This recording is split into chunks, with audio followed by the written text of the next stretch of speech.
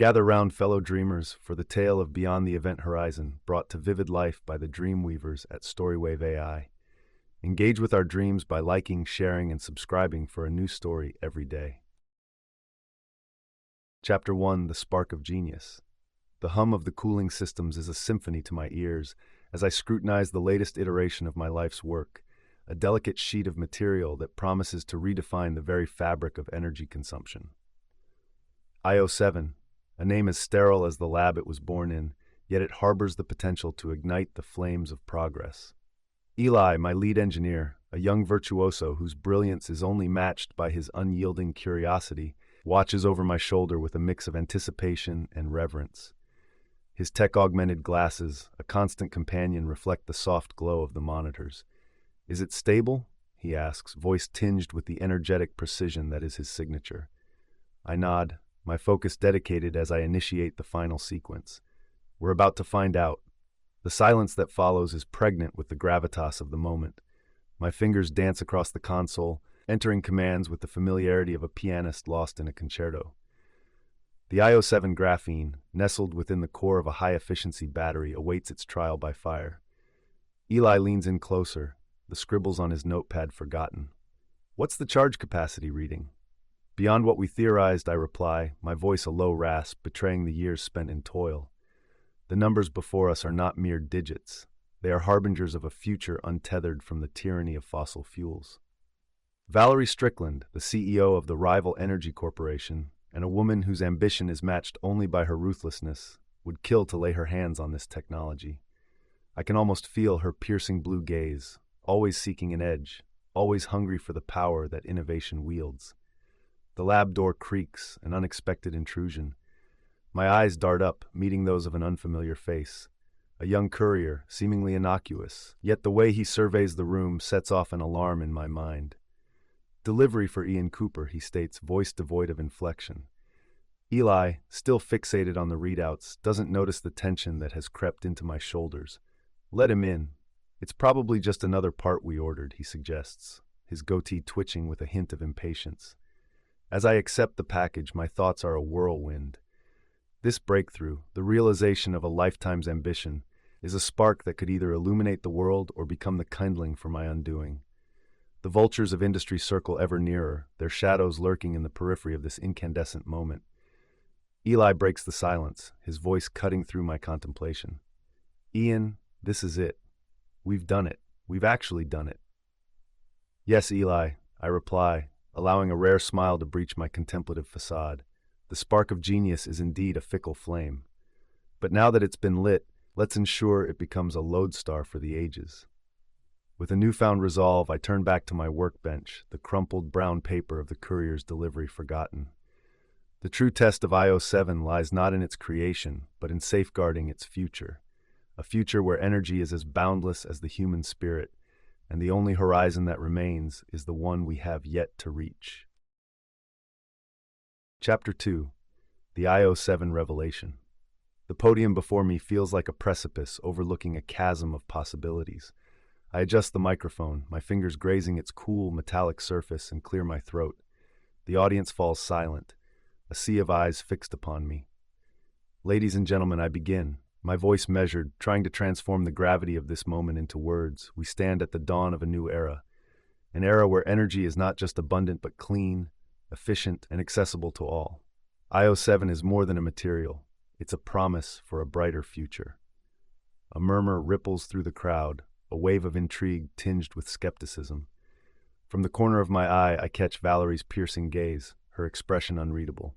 I know she's calculating, always strategizing several moves ahead. A hand shoots up, a reporter from a leading science journal. "Dr. Cooper, how can you assure us that Io7 will perform as you claim? And what of the safety implications?" I nod, prepared for this volley. The proof, as they say, is in the pudding. We've conducted rigorous tests and the data speaks for itself. As for safety, I'm confident enough to stake my life on it.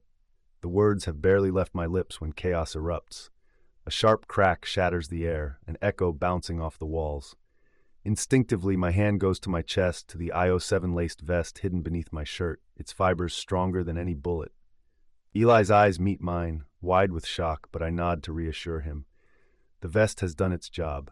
Security swarms the room, and amidst the frenzy, I spot the would-be assassin being tackled to the ground. The audience is a blur, a storm of motion and noise, but I remain steadfast at the podium. If anything, this attempt on my life has only solidified my resolve. As calm is restored, I address the crowd once more, my voice steady. You've just witnessed the strength of Io7, not just in application, but in action. This material is set to redefine the very concept of elasticity. Eli, ever the voice of reason, leans in. We should adjourn, Ian. This has been a shock to everyone. I shake my head. No, we finish what we started. We owe it to the world. The press conference continues, the questions now even more fervent, the air charged with a new energy, part fear, part awe. As I field inquiries and articulate the potential of Io7, I can't help but sense the tectonic plates of progress shifting beneath us. Tonight, as the city lights twinkle like distant stars, the weight of the day's revelation sits heavy on my shoulders. The spark of genius has caught fire, and there's no telling how far the flames will spread. But one thing is certain, the journey beyond the event horizon has just begun, and there's no turning back. Chapter 3, A New Dawn. I, Ian, walked through the hangar that housed the culmination of my dreams, the first automobile powered entirely by Io7. Eli, with his ever-present aura of excitement, was already there, meticulously checking every inch of the vehicle. "You think they're ready for this?" he asked, not looking up from his inspection. "They have to be," I said, running a hand along the sleek carbon fiber body of the car. The age of burning and plundering the earth for energy ends with this. The event was to be discreet, an audience of industry leaders, select media, and those with the vision to understand the magnitude of the shift. Valerie's absence was conspicuous. No doubt, she was marshaling her resources to concoct a countermove. As I unveiled the car, the silence was palpable. The vehicle was a marvel, a testimony to human ingenuity and the power of Io7. It promised an end to the smog-choked skies and oil-slicked waters that had been the signature of progress for too long. A hand went up, attached to a face I knew all too well, a rival from another corporation, his features twisted in a mixture of awe and trepidation. "Ian, how can you be sure this technology can't be replicated? What's to stop us from reverse engineering Io7? I smiled, not the smug smile of one holding all the cards, but that of a teacher to a student who had missed the fundamental lesson. Replication isn't the issue. Io7 isn't just a material, it's an ecosystem of processes and patents. By the time you unravel its secrets, we'll be light years ahead." The questions came thick and fast, a barrage seeking to undermine, to find the crack in the armor. Yet, with each answer, I felt the tide turning, the old guard skepticism giving way to the realization that this was the future, unstoppable, undeniable.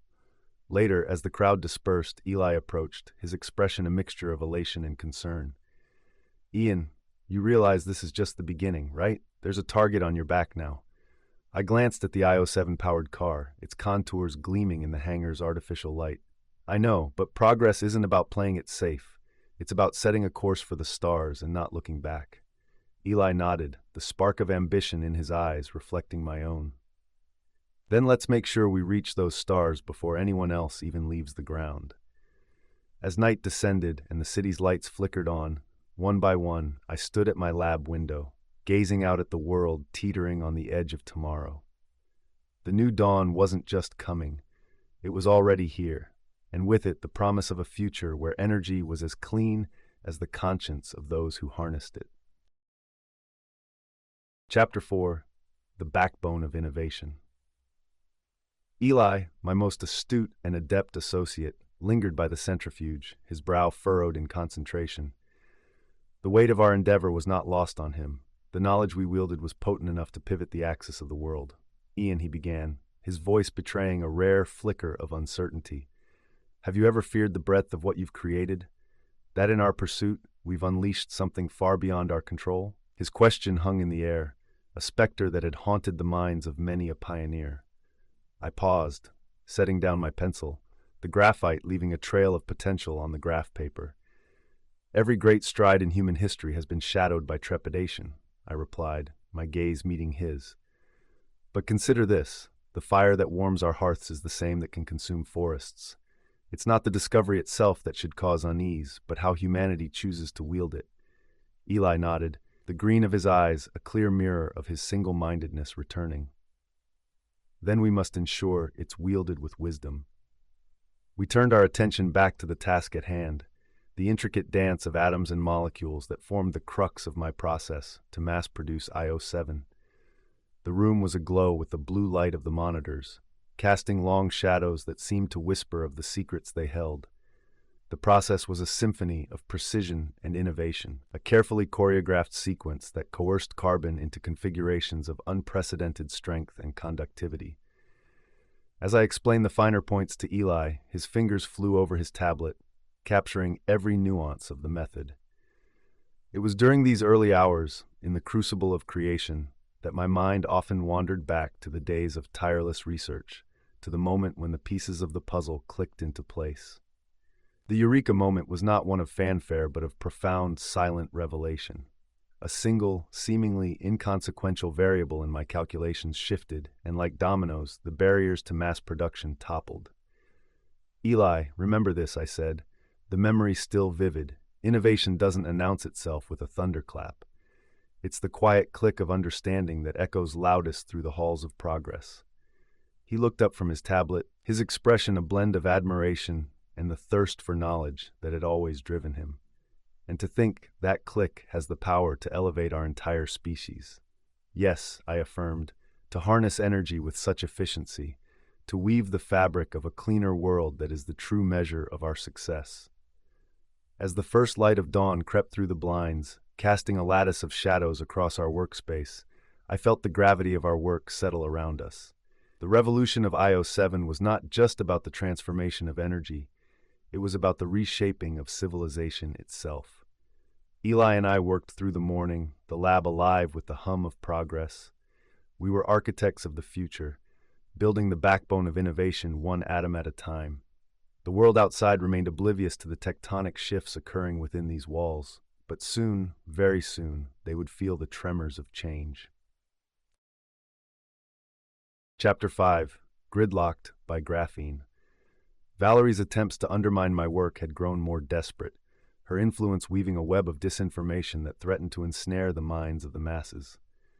As I prepared to initiate the integration, the air was thick with the electricity of a pivotal moment in history. Eli approached, his face illuminated by the glow of the monitors. Ian, the energy magnates are relentless. They're branding Io7 as an unstable titan, ready to topple at the slightest provocation. I turned to him, my steadfastness stealing. Let them bark, Eli. Today we prove that Io7 is not the titan teetering on the edge of Olympus, but Atlas himself, effortlessly shouldering the weight of the world. The control room buzzed with activity as technicians and engineers flitted from console to console. I keyed in the sequence that would integrate Io7 into the grid, and with a simple keystroke, the future was set into motion. Hours later, as the grid hummed along, an unexpected alert pierced the calm. A natural disaster, fierce and unforgiving, had struck, its wrath threatening to engulf the very foundations of our society. But amidst the chaos, Io7 stood unyielding, a bulwark against the tempest's fury. Eli's voice, usually a wellspring of optimism, was tinged with concern. Ian, the grid, it's directly in the path of the disaster. If Io7 fails, I met his gaze, unqualified. It won't fail. Io7 is more than graphene. It's the embodiment of a dream that refuses to bow to the caprices of nature. As the storm raged, Io7's fortitude was put to the ultimate test. Yet, where traditional systems would falter, our creation thrived, its innovative structure dispersing energy surges and healing its own fractures in real time. The aftermath was a demonstration to Io7's durability. While the old world licked its wounds, the grid that pulsed with Io7's lifeblood remained a marker of stability.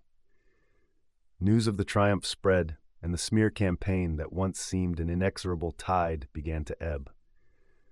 During an impromptu gathering in the control center, one of the senior technicians, a woman of sharp wit and sharper skills, addressed me. Ian, the grid, it's more than operational. It's almost conscious in how it adapts and protects. How did you breathe such life into Io7? I pondered her query, the answer woven into the very fabric of my being. When you create with the intent to serve humanity, to safeguard our world and shepherd it into a new epoch, the life you imbue into your work transcends circuitry and code. Io7 is not just graphene, it's a covenant with the future. As the sun dipped below the horizon, casting a welter of shadows across the room, I stood at the heart of a revolution. Io7 had not only withstood the assault of nature's wrath, but emerged as the harbinger of a new era. The age-old shackles of traditional energy sources lay shattered, and from their remnants rose a demonstration to human ingenuity and the unassailable will to reach beyond the event horizon. Chapter 6: Quantum Leaps Forward. I stood before it, reflecting on the journey that had brought us to this nexus of possibility. The Io7 graphene circuitry at the core of the quantum computer was my own creation, a memorial to the power of human ingenuity when tempered with the precision of scientific discipline. Eli, his youthful exuberance often concealed behind a mask of professionalism, was already at the console, his fingers poised above the keyboard like a conductor ready to summon the first notes of a symphony. "Ian, are you absolutely certain this will work?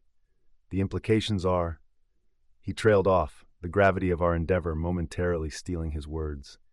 "Quantum leaps are not made by the timid," I said, my voice a bastion of confidence. "We've calculated and recalculated. The math supports us, Eli. Now we must trust in the math." Our goal was ambitious, to test a prototype quantum communication device that could render traditional encryption obsolete. The device, no larger than a briefcase, was a labyrinth of Io7-infused circuitry capable of sending information instantaneously, bound not by the tyranny of distance, but the strange entanglement of particles. As the test commenced, the device hummed to life, its interior aglow with the eerie light of quantum states fluctuating in and out of existence. Eli monitored the readouts, his expression a litter of hope and apprehension. "Signal sent," he announced. "Now we wait for the echo." Time, once a relentless march, seemed to fold upon itself as we awaited the response. Then, as sudden as a thunderclap in a clear sky, the reply came, clear and unmistakable. The device had worked. We had bridged the gap between what was and what could be. Eli let out a breath he seemed to have been holding for an eternity. "Ian, we've done it. It's revolutionary." The word hung between us, reverberating with the promise of a future unimagined. Yet, as with all great advancements, our triumph was not without its shadows. News of our success rippled through the corridors of power, disrupting the status quo. Global intelligence agencies, once the gatekeepers of secrets, now faced a world where their locks had no meaning, and the keys were scattered to the winds. International tensions, long simmering beneath a veneer of diplomacy, now threatened to boil over. At a secure facility, a meeting of minds both brilliant and dangerous unfolded. Valerie, her presence commanding as ever, addressed the room, her words laced with a venomous charm. "Ian, your little toy has upset the balance. Nations that once whispered now fear they'll be overheard by the entire globe." I met her challenge, unflinching. "Valerie, the pursuit of knowledge cannot be shackled by the fear of its misuse. We stand on the threshold of a new epoch.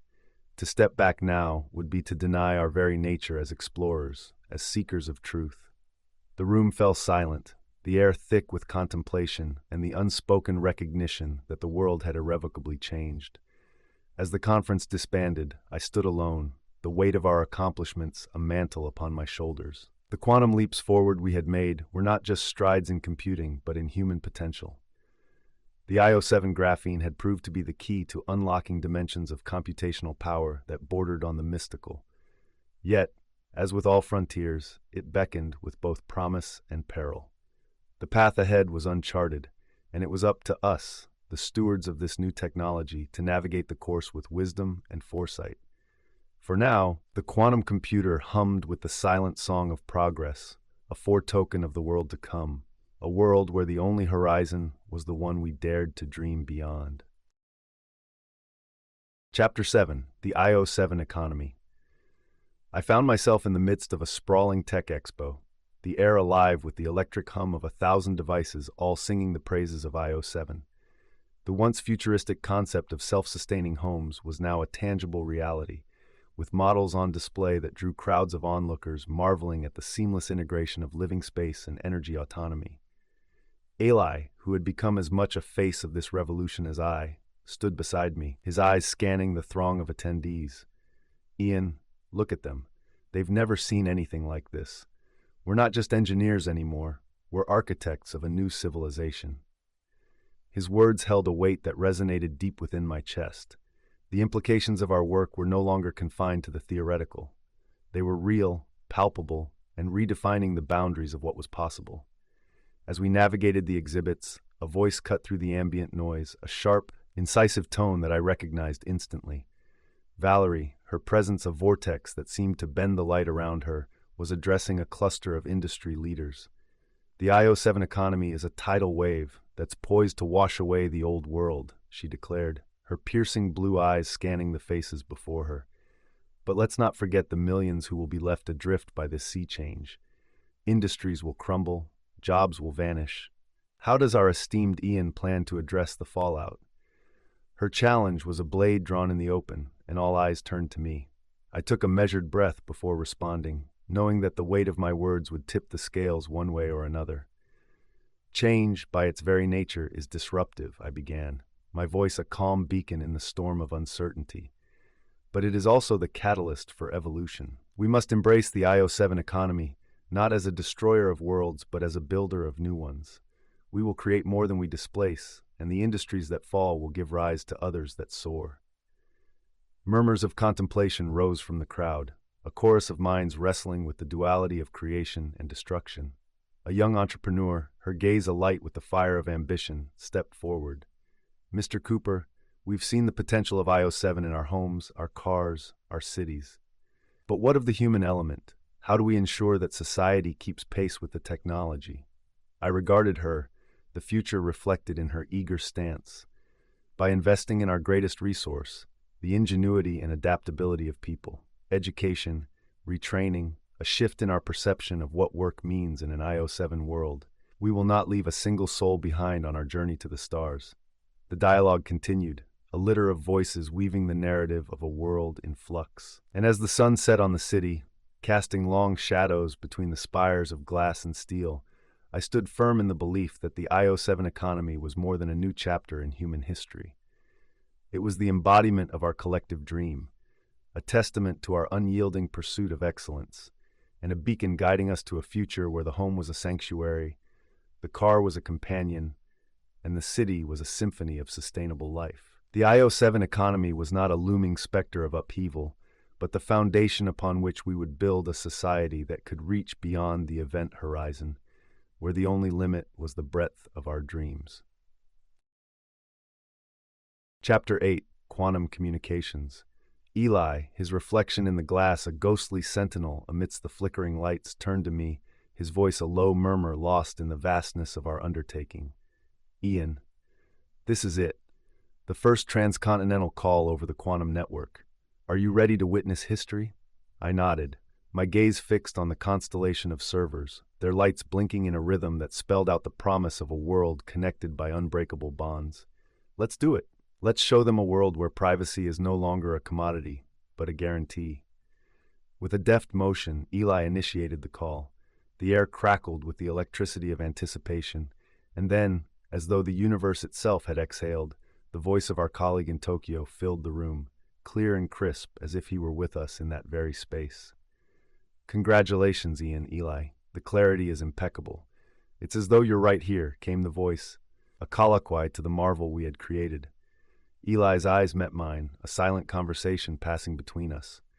We had done more than bridge the gap of miles. We had eliminated it. However, the euphoria was short-lived. The ramifications of our success were not lost on the powers that be. The very next day, in the stark, sterile confines of a secured government facility, we sat across from officials whose stony expressions belied the turmoil beneath. We cannot allow this technology to fall into the wrong hands, asserted the lead agent, his tone brokering no argument. It must be controlled, regulated. Valerie, who had finessed her way into the meeting, interjected with the precision of a chess grandmaster. And what, pray tell, constitutes the wrong hands? Anyone who isn't you? The room tensed, a high wire pulled taut with the weight of implications each of us understood, but none dared voice. Control isn't the answer, I countered, the weight of my convictions anchoring me. The potential for misuse exists with every advancement. The answer lies in education, in legislation that protects without stifling innovation. The agent leaned forward, his eyes boring into mine. And if your idealism leads to catastrophe, will you still stand by your words then? I held his gaze, unflinching. Progress is a double-edged sword. We can choose to wield it with care or be cut down by our own hesitations. I choose to believe in the better angels of our nature. The meeting adjourned with no clarity, the air thick with unspoken threats and the heavy burden of responsibility. Yet, as I walked through the city, the voices of 100 languages swirling around me like a symphony of humanity, I knew that what we had created transcended borders and bureaucracies. The Io7 Enhanced Quantum Communications Network was the backbone of a world where ideas could be shared without fear, where collaboration knew no boundaries, and where the whispered dreams of a planet could be woven into the fabric of reality. As the first whispers of dawn crested the horizon, painting the sky with strokes of amber and gold, I stood firm in my resolve. For every shadow cast by fear, there would be a signal of hope, a signal unbroken and pure, carrying the message of a new dawn beyond the event horizon. Chapter 9: Home on the Range. Eli, brimming with his usual concoction of enthusiasm and intellect, greeted me outside the central hub that housed the village's new power source. Ian, can you believe it? This place is about to leap from the dark ages to the forefront of the energy revolution, all in the span of a single day. I surveyed the landscape, the pre-dawn tranquility soon to be shattered by the hum of technology. It's a big day, Eli, for them and for us. As the village stirred to life, the sun cresting the mountains and spilling golden light over the dwellings, a sense of collective anticipation permeated the air.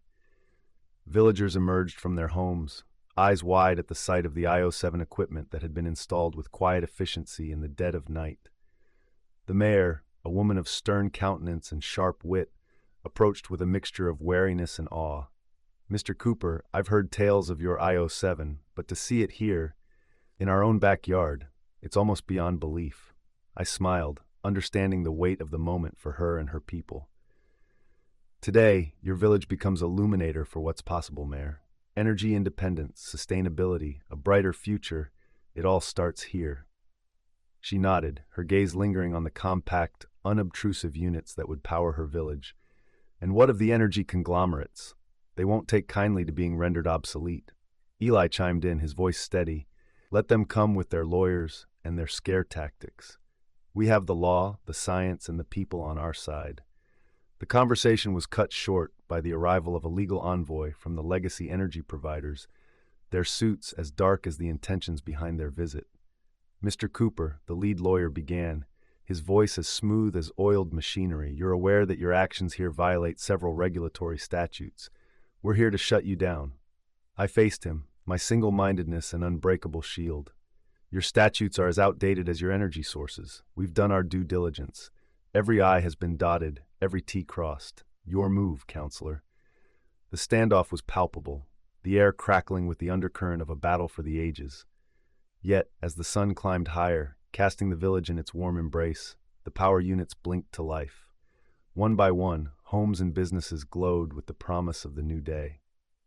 The villagers erupted in jubilant cheers, the sound carrying across the range, a clarion call to all who would listen.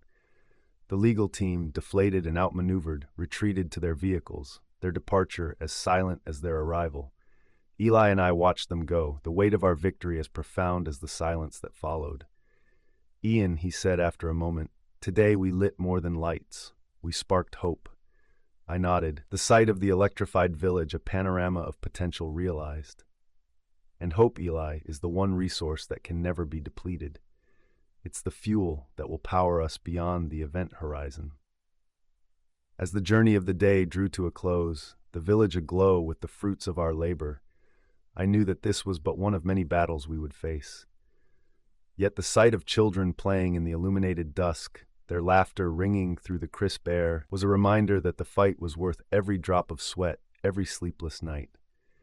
The rural-urban divide, a chasm that had seemed insurmountable, was now bridged by the slender threads of Io7. and as the stars emerged, pinpricks of light in the vast clutter of the night sky, they seemed to echo the lights below, a mirror of the earthbound constellation we had created in this once-forgotten corner of the world. Chapter 10, Conscience of Creation. I stood within the confines of my study, a fortress of solitude amidst the sea of transformation that Io7 had wrought. The walls, lined with tomes of scientific pioneers before me, seemed to close in as the weight of responsibility pressed upon my shoulders.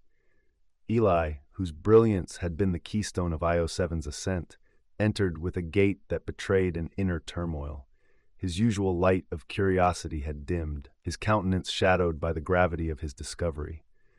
"Ian," he began, his voice a strained whisper, yet every syllable carried the weight of consequence. "I've stumbled upon something data pertaining to the byproducts of Io7 production. It's not the clean slate we've been touting." My heart, a steadfast drum against the encroaching silence, faltered. "What are you saying, Eli?" He paced before me, the dance of trepidation. "It's the waste, the remnants of the manufacturing process. There's evidence to suggest it might not be as benign as we thought. We've been so focused on the applications that we've overlooked the cradle of creation. A chasm yawned open before us, an abyss of ethical quandaries. The silence between us grew taut, fraught with the implications of his words. Then, as though summoned by our very fears, news of a whistleblower crackled through the quantum airwaves, a specter of truth that threatened to eclipse the signal of Io7. The information, raw and unfiltered, spoke of environmental impacts, of a shadow cast by the brilliance of our creation. Eli's gaze met mine, a silent plea for guidance. "What do we do, Ian? We stand at the helm of change, but at what cost?" I rose, my firmness hardening like the Io7 core of our dreams. "We confront it head-on. If there's merit to these claims, then we adapt, we innovate. We owe it to the world, to the very conscience of creation." A meeting was convened, the air charged with the electricity of crisis. Valerie, ever the harbinger of challenge, leveled her gaze upon me, her words laced with the venom of opportunity. "Ian, you've played God, and now your creation has grown beyond your control. How do you intend to rein it in?" I returned her stare, unfazed. "By doing what we've always done, Valerie. By advancing, by learning.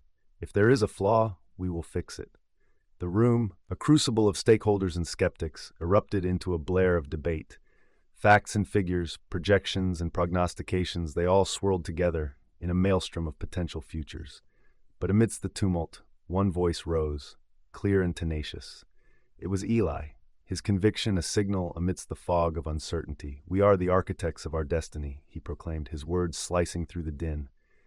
"Io7 is our foundation, but it is not our ceiling. We will investigate, we will rectify, and we will rise, not on the wings of hubris, but on the pillars of diligence and stewardship."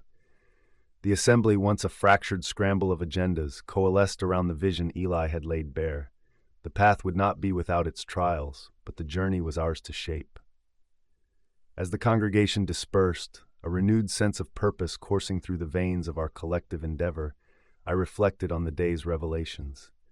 The conscience of creation had spoken, a reminder that the pursuit of progress was not a sprint, but a marathon, with hurdles unforeseen and victories hard-won. The night reclaimed the skies as I returned to my study, the once despotic walls now standing as silent sentinels to the unyielding spirit of human curiosity. For every shadow cast by our creations, there would be light, a light of introspection, of correction, and of an immovable commitment to the very essence of innovation. Beyond the event horizon, the future awaited, not as a distant dream, but as a realm of possibility, shaped by the strength and agility of our resolve. Chapter 11, The Resistance. The murmurs of discontent had grown louder, a chorus of voices that rose in opposition to the juggernaut of change that Io7 represented. They called themselves the Resistance, a collective of groups unified by a singular purpose, to halt the march of progress that they deemed unnatural, a threat to the very fabric of society. Eli, ever my steadfast companion in the quest for a brighter tomorrow, joined me as the first rays of dawn breached the cityscape. "Ian, the reports are coming in more frequently. Protests, sabotage, this resistance is becoming more than just a minor thorn in our side." I turned from the window, the nascent light casting long shadows across the room. "Change is a crucible. It burns away the old to forge the new. We knew this path wouldn't be free of obstacles. As we spoke, an urgent message blinked into existence on my screen, a notification from one of our remote facilities. Eco-activists, under the banner of the resistance, had infiltrated and were attempting to shut down operations. The facility, a flare of Io7 production, now stood as a battleground for the ideology of the future. Eli's brow furrowed, his usually unshakable optimism replaced by a furrow of concern. This is escalating too quickly. We need to address this, Ian, before it spirals out of control. I felt the weight of his words settle upon my shoulders, a mantle of responsibility that I had donned the day Io7 was born. We will. Let's open a dialogue, understand their concerns. There's common ground to be found if we seek it earnestly. The confrontation at the facility had drawn the attention of the media, their satellite trucks and cameras descending like vultures upon a carcass. The activists, emboldened by the spotlight, voiced their grievances for all to hear. A young woman, her hair a cascade of autumn leaves, her eyes as fierce as the convictions she held, became the voice of the resistance. This isn't progress, Mr. Cooper. It's perversion. You're toying with forces you don't understand at the expense of our planet, our health. Her words, sharp as daggers, cut through the morning stillness. I stepped forward, my own voice a counterpoint to her passion. We understand the risks, but we also see the potential. Io7 is a step towards healing the wounds we've inflicted upon the Earth, not deepening them. The dialogue unfolded, a clutter of debate and argument, each side parrying and riposting with the skill of fencers. The activists spoke of nature's delicate balance, of the sanctity of the unaltered world. We spoke of necessity, of the duty we had to future generations to leave them a world not shackled by the limitations of the past. As the sun climbed higher, casting the facility in a clarifying light, a clarity seemed as distant as the stars that had faded with the dawn.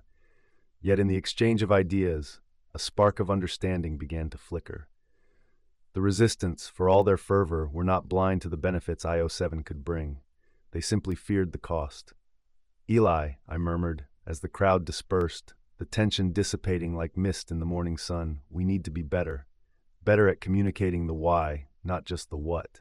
We need to bring them with us, not drag them behind. He nodded, the green of his eyes reflecting a renewed determination. Let's start now. Let's ensure that every step forward we take is one that doesn't leave a scar upon the world. The challenges we faced were monumental, the path ahead strewn with the debris of contention and strife. But as the day wore on and the shadows grew long once more, I knew that the pursuit of a dream was never without resistance. It was the very presence of these forces that proved the value of what we fought for, a world where the power of Io7 illuminated not just our homes, but our conscience, driving us ever onward, beyond the event horizon. Chapter 12, The Race for Space. Eli, his hands clasped behind his back, stood beside me on the observation deck, his gaze locked on the shuttle as it basked in the pre-launch luminescence. Ian, do you reckon the folks back in the 60s felt this way, watching their tin cans on pillars of fire? I chuckled softly, the sound lost in the vastness of the control center. Perhaps. But our tin can is a bit more sophisticated, and it's not just reaching for the stars, it's grasping them. The control room buzzed with an undercurrent of frenetic energy as technicians and engineers performed their pre-launch rituals, a ballet of precision that had become second nature.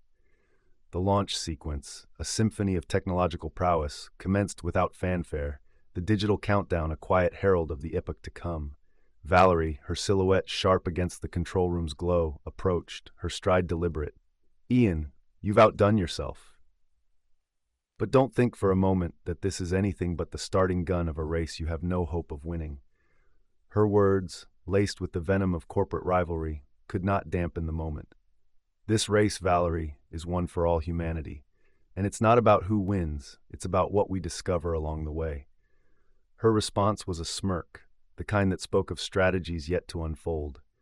Discovery is a commodity, Ian, and commodities are owned. The tension between us was a palpable entity, but it dissolved into the background as the final countdown began. The shuttle, a phoenix yearning for rebirth in the crucible of space, ignited its engines, the roar a crescendo that shook the very earth upon which we stood. Eli's voice, usually a bastion of ebullience, was subdued, awed.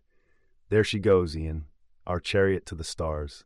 "Yes," I whispered, as the shuttle pierced the veil of the atmosphere, and with it, we cast off the shackles of terrestrial scarcity. Space is the crucible in which the future of Io7 will be forged. But as the shuttle vanished into the void, a stark realization settled upon us. Space, the final frontier, was now a battlefield where corporations would clash over celestial claims. Asteroids, planets, the very fabric of space-time, it was all up for grabs, and Io7 was the key to the kingdom. Eli turned to me, his eyes alight with a mixture of pride and concern. "We've opened the gates, Ian, but what will come pouring through?" I placed a hand on his shoulder, my decisiveness stealing. "Whatever it is, we'll face it with the same courage that brought us to this threshold. We'll navigate the stars not as conquerors, but as explorers, as stewards." As the control room erupted into a cacophony of celebration, I stood there with Eli, contemplating the vastness that lay beyond our small, blue orb. The race for space had begun, and with it the next chapter of our odyssey. The launch of the first Io7-powered space shuttle was not merely a milestone in interstellar travel.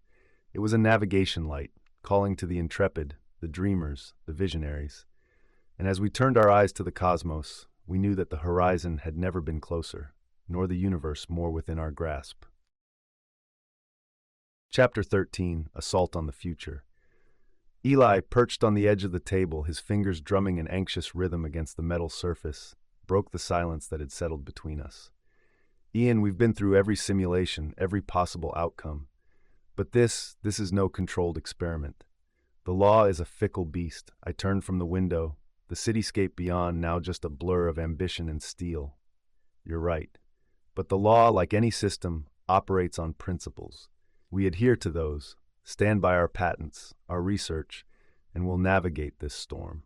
The court chamber was a cavernous space, echoes of past judgments hanging in the air like specters. As I took my seat, I could feel the weight of every gaze, every whisper. They saw me not as a man, but as the embodiment of an era on the cusp of being born. Valerie entered, her every step measured, the click of her heels on the marble floor a metronome of impending confrontation. She cast a glance in my direction, a smirk playing upon her lips. "Ian, may the best innovation win." Her words were a thinly veiled taunt, but they were not without truth. This was more than a battle of patents. It was a contest for the future. The proceedings commenced, a relentless volley of accusations and defenses. Their lead counsel, a man with a hawk-like visage and a voice that cut through the room, laid out their case with ruthless efficiency. "Your Honor, we contend that Io7's very foundation infringes upon existing technologies, that its purported novelty is nothing but smoke and mirrors." I rose, feeling the collective breath of the courtroom draw in. "With respect, your claims are as baseless as they are broad. Io7's uniqueness lies not only in its structure, but in its synthesis. It is not just a new link in the chain, it's a different chain altogether." The hours wore on, arguments and counter-arguments entwining like the double helix of life itself. Eli passed me notes, reminders of the groundwork we had laid, the countless hours of research and development that had brought us to this precipice. At last, the judge, an austere figure who seemed to carry the burden of progress upon her shoulders, called for order. "I've heard enough. This court recognizes the transformative nature of Io7. However, we must ensure that its ascent does not trample upon the foundations laid by others.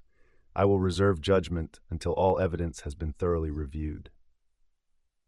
The courtroom emptied, a slow exodus of bodies and breaths released from the tension of legal combat. Valerie lingered, her gaze lingering on me with an intensity that bordered on admiration. "Ian, you're a formidable opponent. But don't think this is the end. It's merely a ceasefire." I met her gaze, my reply a soft murmur that carried the weight of conviction. "And we'll be ready, as we always have been. For every assault on the future, we'll mount a defense twice as strong." The sun was setting as Eli and I exited the courthouse, the sky a canvas of fiery hues. We had fought valiantly, but the war for Io7's future was far from over. As the city lights began to twinkle on, mirroring the stars that peeked through the twilight, I knew that the battle lines had been drawn not just in the legal sand, but in the very stars we sought to reach. The race for space, for progress, for a future beyond the event horizon would be waged on many fronts, and we would need to muster all the strength and ingenuity we possessed to prevail. Chapter 14: The Siege of Science. Eli, who had become not just a colleague but a bastion of the future we were trying to build, joined me, his usually vibrant demeanor now tempered by the gravity of our situation. "Ian, have you seen this?" he asked, sliding a tablet across the mahogany surface of my desk. The headlines screamed of danger, of unrestrained progress tipping into the abyss of hubris. The articles spoke not of the triumphs of Io7, but of monstrous, unseen consequences, painting me not as a pioneer, but a pariah. "It's a siege, Eli," I said, my voice steady despite the maelstrom of misinformation swirling beyond our walls. A siege against reason, against the very essence of scientific inquiry. He leaned against the bookshelf, his fingers tracing the spines of volumes penned by those who had also faced the tempest of public opinion. "They're afraid, Ian, and fear is a potent adversary." I stood, approaching the window, the emerging light casting the world in a hue of tentative hope. Then we counter fear with truth. We dismantle their campaign piece by piece, with evidence, with results, with the unassailable might of reality. As the city awoke, the streets became arteries through which the lifeblood of society, people, ideas, beliefs flowed freely. And yet, there was a clot forming, a blockage of doubt that threatened to bring the pulse of progress to a standstill. The news feeds were relentless, a barrage of skepticism and speculation. I watched as a digital coliseum formed, the public swayed not by facts but by the gladiatorial spectacle of opinion masquerading as truth. Eli spoke again, breaking the trance of the display. "We need to address this head-on, Ian. Hold a press conference, a demonstration, something tangible to show that Io7 is not the monster they're painting it as." His words galvanized me, sparking the ember of determination that had threatened to grow cold under the chill of public ire. "Arrange it, Eli. We'll take the stage, and we'll bring the might of science with us." The conference was set against a backdrop of towering skyscrapers, monuments to human achievement, now silent sentries to the battle of ideologies unfolding at their feet. The crowd was a mosaic of curiosity and conviction, and as I took the podium, I felt the weight of their gaze, the collective breath of a society on the precipice. Valerie, who had come to bear witness to the fray, watched from the wings, her expression inscrutable. "You've got your work cut out for you, Ian. The people are scared, and scared people don't listen, they react." I nodded, acknowledging the truth in her words.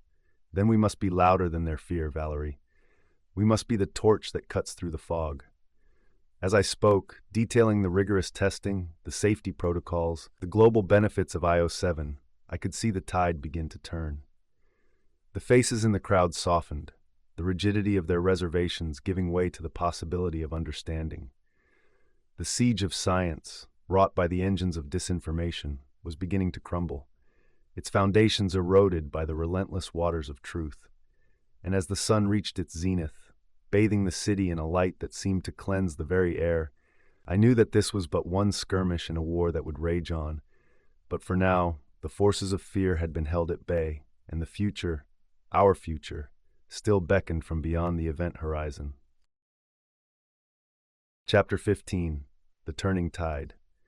Eli, with a demeanor tempered in the crucible of countless challenges, glanced at me, his eyes a mirror reflecting the magnitude of our undertaking. "It's more than a presentation, Ian. It's a revelation. Ready to show them the future?" I nodded, the gravity of the situation settling upon my shoulders like a mantle. "Let's illuminate the path forward." The silence that greeted me as I stepped into the spotlight was punctuated by the soft hum of anticipation. The audience, a collective embodying the world's hope and doubt, awaited the first words that would either vindicate or vilify our vision. "Ladies and gentlemen," I began, my voice the harbinger of the coming tide. "Today we stand on the precipice of a new epoch. Io7, the material that has fueled speculation and debate, now emerges as the backbone of innovations that will redefine our understanding of possibility." A hush fell over the crowd as the first application was revealed, a medical device so advanced yet so elegantly simple that it seemed a thing of magic. Its Io7 core, a mesh of unparalleled conductivity and flexibility, promised to revolutionize the way we treated the human body. A woman in the front row, a distinguished professor of medicine known for her incisive critiques, raised her hand. Her voice, a blend of curiosity and cautious respect, filled the room. "You're suggesting this device can repair neural pathways? That's a bold claim, Mr. Cooper." I met her gaze, the conviction in my reply unshakable. "Not just bold, Professor. True. With Io7, we can create conduits that mimic the body's own neural tissue, facilitating healing on a level previously deemed unattainable." The murmur of the crowd grew into a symphony of whispered conjecture as the implications of the technology began to dawn on them. Another hand rose, belonging to a journalist whose pen had often cast shadows on our work. "And what of the risks, Mr. Cooper? Every medical breakthrough carries its share of danger." Eli joined me, his presence an attestation to the unity of our mission. Risks are inherent in the pursuit of advancement. However, through rigorous testing and peer-reviewed research, we've mitigated those to levels well within acceptable margins. The potential for good far outweighs the specter of harm. The dialogue that followed was an intricate dance of question and answer, of challenge and retort. With each new application unveiled, the tide of public effectivity began to turn. Io7, once a source of division, now emerged as a warning of unity, a signal of a future where the boundaries of health and healing were redrawn in bolder, more hopeful lines. As the event drew to a close, the applause that filled the auditorium was not merely for the spectacle they had witnessed, but for the promise it held. The turning tide carried with it the realization that our creation, Io7, was not just a material but a revolution, a catalyst for change that extended beyond the event horizon of our current understanding. The crowd dispersed, a sea of faces awash with the light of newfound belief in the path we had charted. And as I stood there with Eli, watching the departure of those who had come as skeptics and were leaving as believers, I knew that the true journey was just beginning. Chapter 16, Undercurrents. Eli approached me, his gait betraying a man grappling with a truth too heavy to bear. "Ian," he began, his voice a low rumble in the sterile expanse of our creation's birthplace, "there's something you need to know. Something about the production, about our team." I turned to face him, my hands instinctively finding the edge of the work table for support. "What is it, Eli? Speak freely." He took a breath, and his next words cut through the air like a shard of ice. "There's a move to monopolize Io7, to control its production. And it's not just outsiders, it's coming from our inner circle." The revelation hung between us, a specter of betrayal that cast long shadows across the room's gleaming surfaces. "Do you have proof of this?" I asked, my mind already racing through the implications. Eli produced a tablet, the screen alive with intercepted communications, financial records, whispers of clandestine meetings. "It's all here, Ian. Names, dates, transactions. They're positioning themselves to seize control, to dictate who benefits from Io7 and who doesn't." I felt the blood drain from my face as I scanned the documents. Names I had trusted, colleagues I had worked alongside for years, were etched into the digital ledger like a litany of treachery. "We need to confront them," I said, the words tasting like ash on my tongue. "Bring them here, to the heart of our operations. We'll expose this plot for what it is." The confrontation was as tense as the charged particles that danced in the heart of Io7's graphene lattice. Our betrayers, cornered and exposed, attempted to justify their actions with talk of market forces and corporate survival.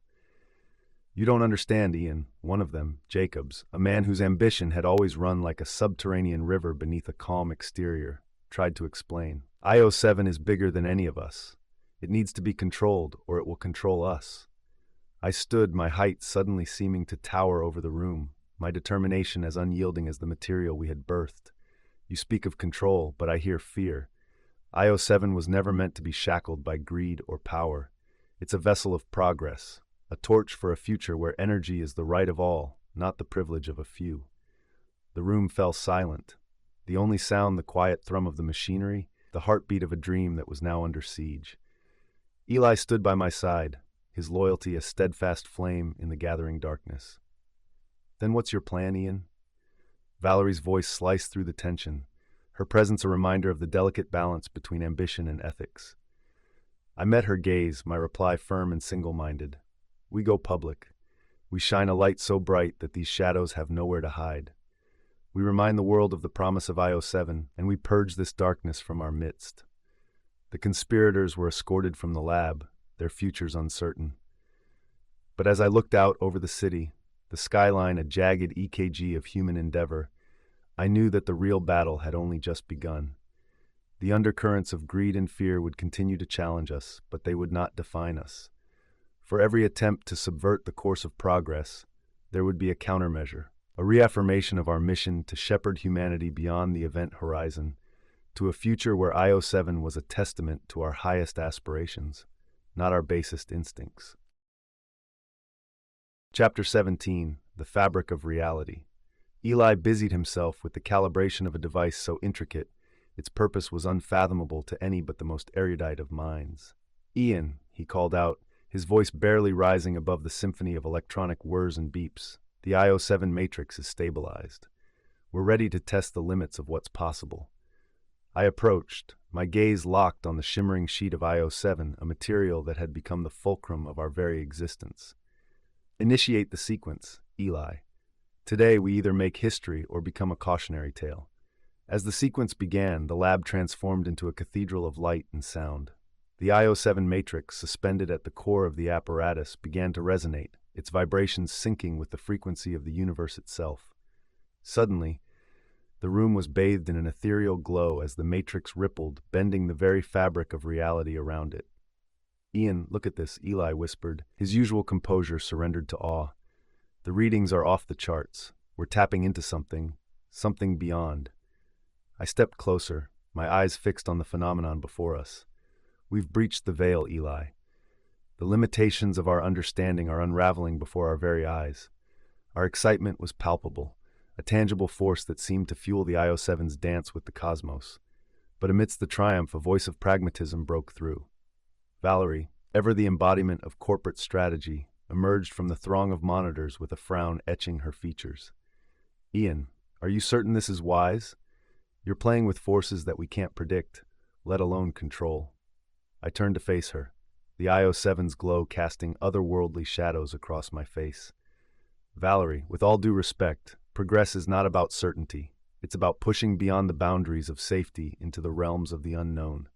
The Io7 matrix stabilized, and the room fell silent, save for the gentle hum of the equipment returning to dormancy. Eli and I exchanged a look, one that needed no words, for we both knew that we had crossed a threshold from which there was no return. "We've done it, Ian," Eli said, his voice a mixture of triumph and trepidation. "We've challenged the foundations of known science." As I gazed upon the Io7 matrix, now quiet and unassuming, I knew that we had indeed achieved greatness, not through the affirmation of what we knew, but through the courage to confront what we did not. The fabric of reality, once thought to be a tightly woven ragbag, had shown us its frayed edges, and in doing so had expanded the horizons of human comprehension beyond the event horizon. Chapter 18, Quantum Horizons. Eli, whose brilliance had always been the rudder in our ventures into uncharted scientific waters, approached with a furrowed brow. "Ian, the anomaly's effects are compounding. It's as though we've nudged something fundamental, and now it's pushing back, hard." I turned to face him, the ambient glow of the monitors casting a ghostly pallor on his already gaunt features. "Can we contain it? Stabilize the fluctuations?" His hands, a blur of motion, danced across the interfaces, conjuring data streams and simulation models that twisted and turned in a macabre ballet. It's like trying to hold onto a handful of sand in a gale. The more we tighten our grip, the quicker it slips through our fingers. The room, a crucible of tension, seemed to constrict around us, the walls inching closer with every passing second that the anomaly defied our understanding. From the corner, a voice rose, belonging to Valerie, her steely composure a clear-cut difference to the chaos that brewed around us. "Ian, your Io7 has been the cornerstone of our society's advancements, but this could be your undoing. What's your contingency?" I met her gaze, my mind racing through variables and constants, seeking a foothold in the landslide of the unknown. "Our contingency," I began, the words heavy with the gravity of their meaning, "lies not in retreat, but in steadfastness. We adapt, we evolve." Io7 was born of a dream to push beyond the known, and it's in that spirit we'll confront this challenge. Eli nodded, his eyes alight with a mixture of fear and determination. We recalibrate, using the Io7's inherent properties to harmonize with the anomaly's frequency. Fight fire with fire.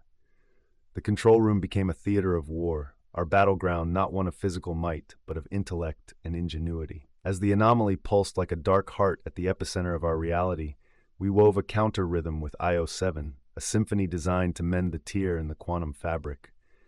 Hours melded into an indistinguishable continuum as we labored, the anomaly's resistance a Goliath to our David. The air grew thick, charged with the static of 1,000 possibilities, each one a path that could lead to salvation or ruin. Valerie's voice cut through the tension once more, her words a lance of clarity. Ian, if we don't stem this tide, the very essence of what Io7 has enabled, energy, medicine, communication, it could all be compromised. I nodded, the enormity of our plight hanging over us like the sword of Damocles. Then we do not falter. We stand firm against this assault on the future, and we trust in the science that has brought us to this frontier. As the anomaly's grip on our world began to wane, the tide turned. Slowly, imperceptibly at first, the Io7 matrix began to resonate in harmony with the discordant quantum notes, a delicate dance of push and pull that sought to restore balance. Ely, his face awash with the light of a dozen screens, let out a ragged sigh. Ian, we're stabilizing. The anomaly, it's receding. The control room erupted in a roar of relief and triumph, the sound of 100 voices rejoicing in the face of reclaimed hope. We had been tested, our mastery of Io7 put to the ultimate challenge, and we had emerged not unscathed but victorious. As the calm returned, I stepped away from the console, my gaze drifting to the stars beyond the window, stars that bore silent witness to our struggle. The fabric of reality had been torn, but we had sewn it back together with threads of determination and the unyielding belief in a future we were destined to forge. The quantum horizons that once loomed as harbingers of our potential undoing now glimmered with the promise of infinite possibilities. Beyond the event horizon, our journey continued, not in spite of the anomalies we would face, but because of them.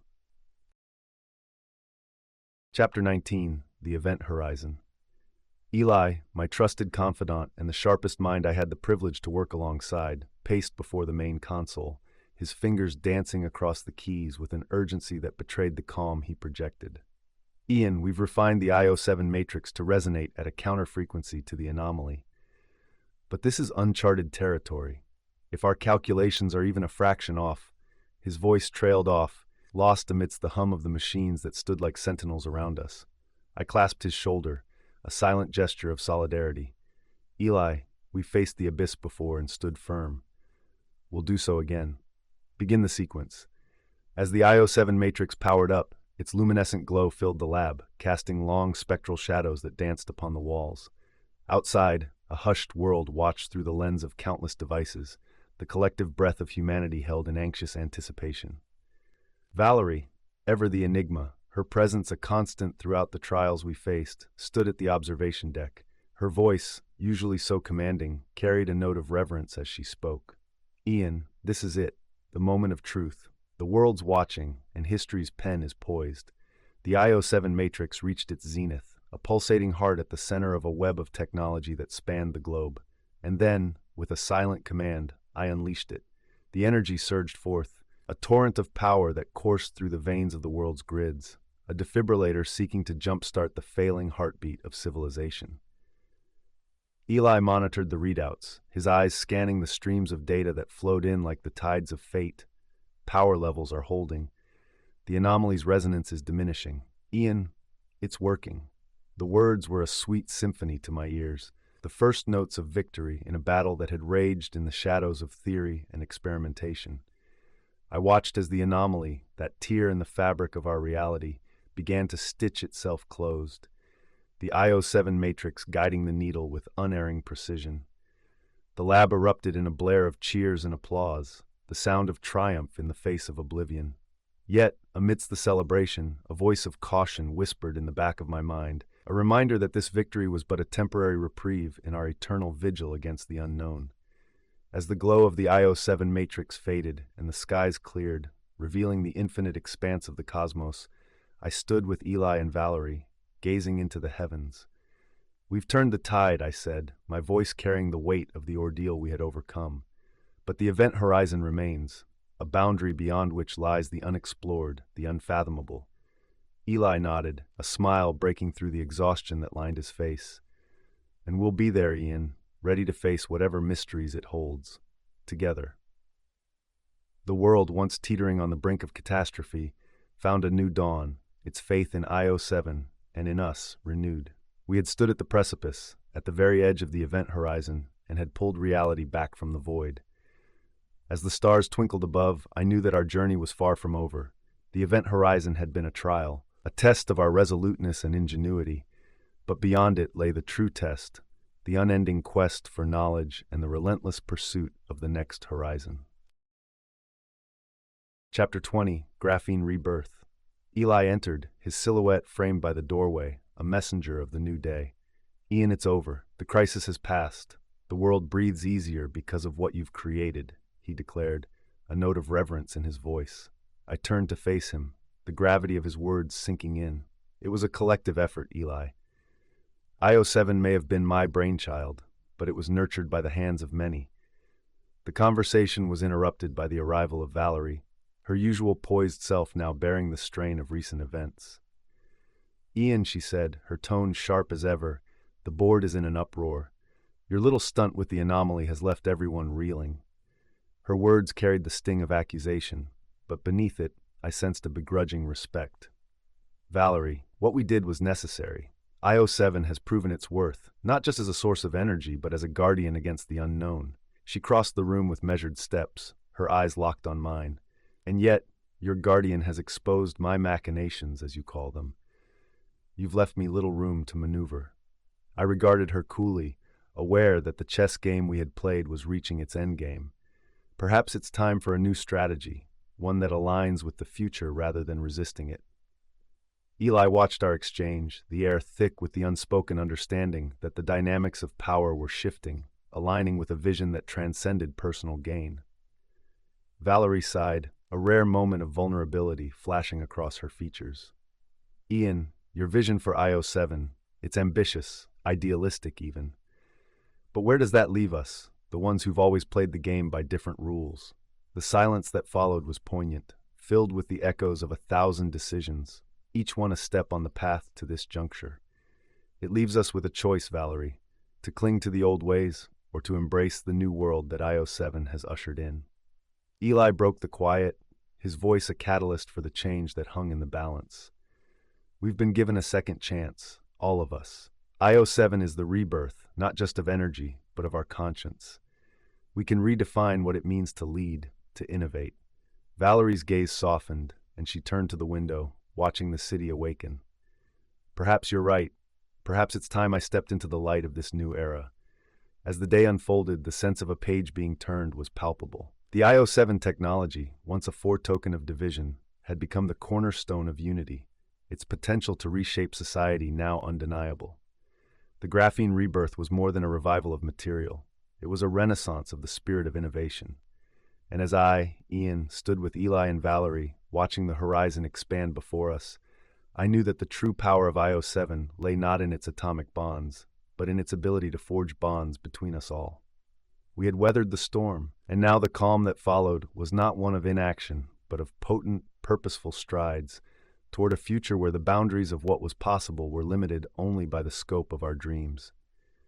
Beyond the event horizon, a new chapter awaited, and together, we would write it. Chapter 21, Atoms and Ethics. Eli, who had stood by my side through the tempest of trials and triumphs, leaned in close, his voice barely a murmur against the murmur of the crowd. "You're going to set things right, Ian. Remind them of the power they hold, of the responsibility that comes with it." I nodded, my gaze sweeping over the assembly, each individual an atom in the moral molecule of our society.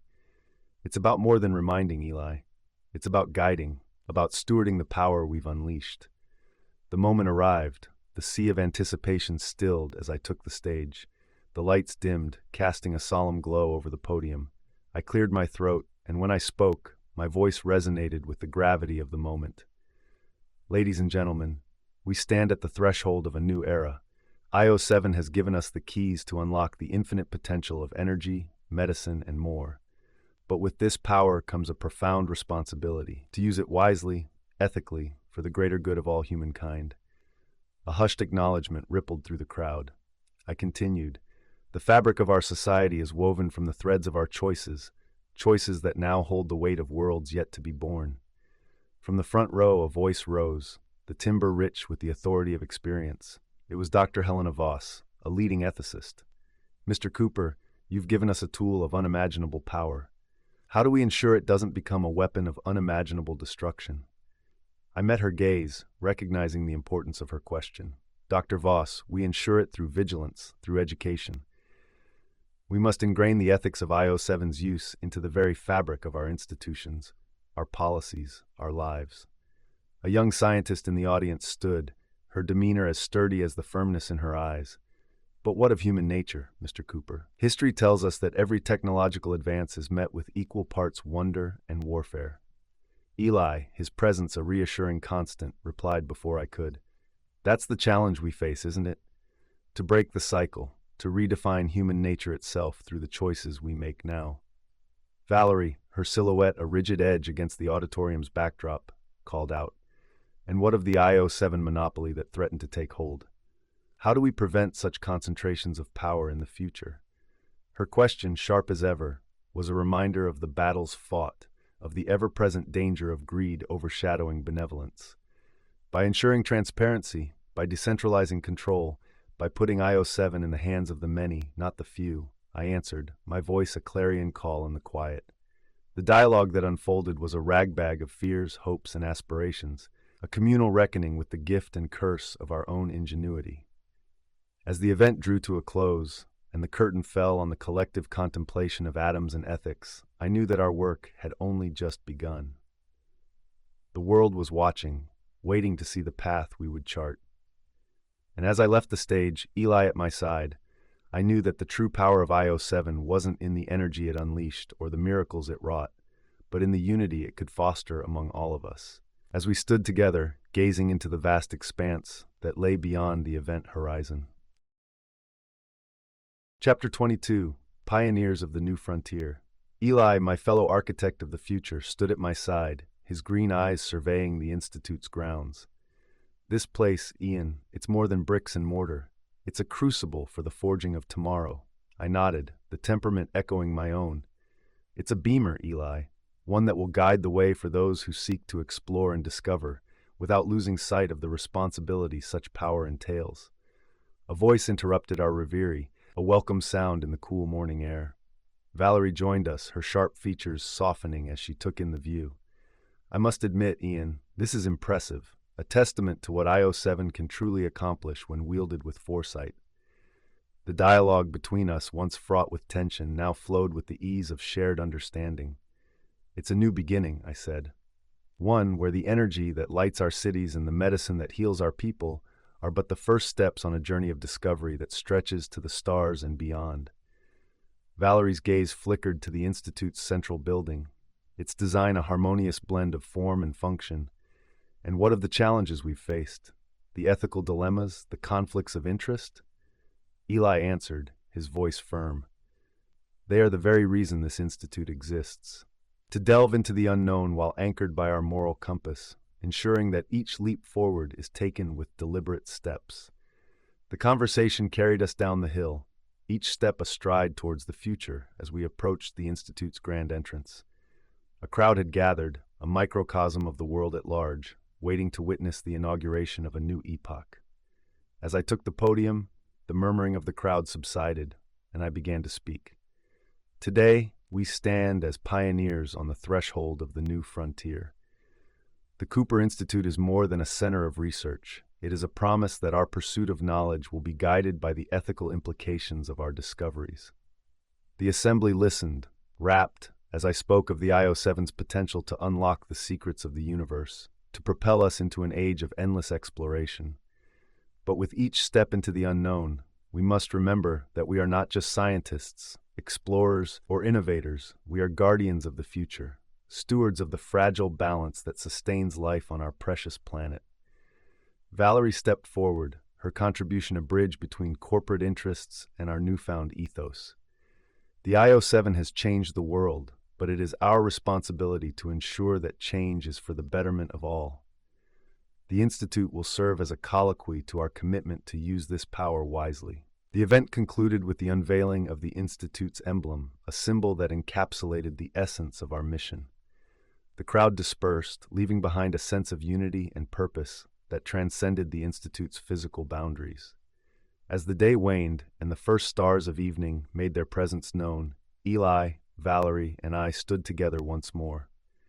We are the vanguard of a new age, I mused. Pioneers tasked with charting a course that will carry humanity beyond the event horizon.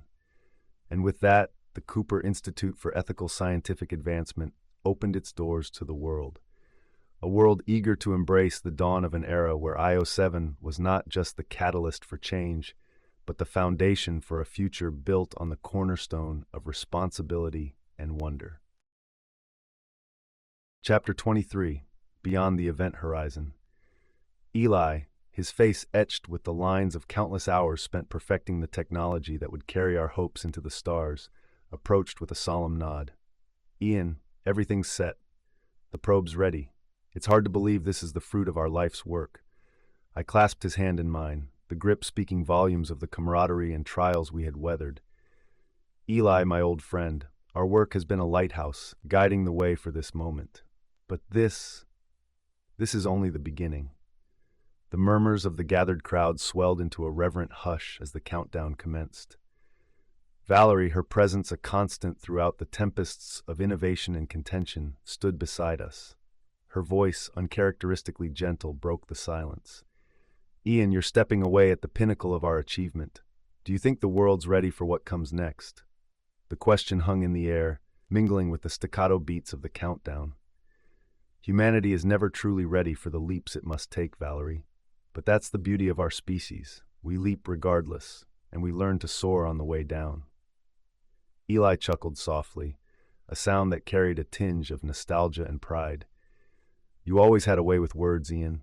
You've inspired a generation to look to the stars and see not the void, but a canvas of infinite possibility.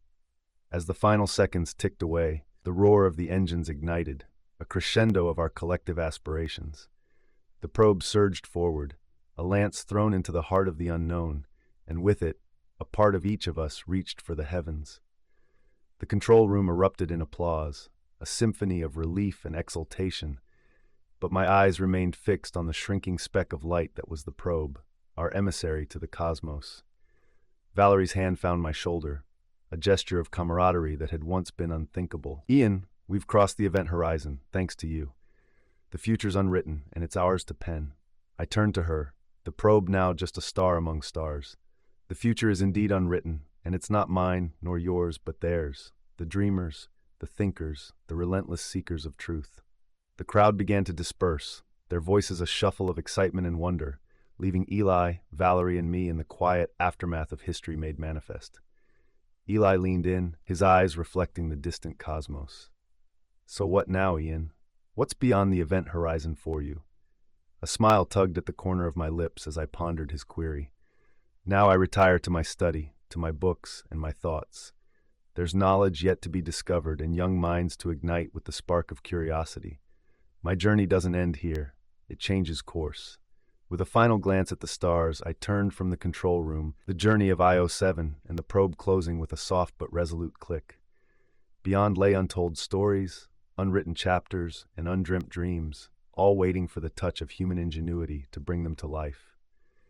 As I walked away, the probe now beyond sight, I knew that the true legacy of Io7 wasn't in the probe or even the stars. It was in the unyielding human spirit, forever reaching beyond the event horizon, in relentless pursuit of knowledge and the great unknown. The end. Thank you for being part of Beyond the Event Horizon with us. Trust in StoryWave.ai to transform your creative prompts into compelling stories. Show your support by liking, sharing, and subscribing. Daily stories await to whisk you away. April 2024. Goodbye for now.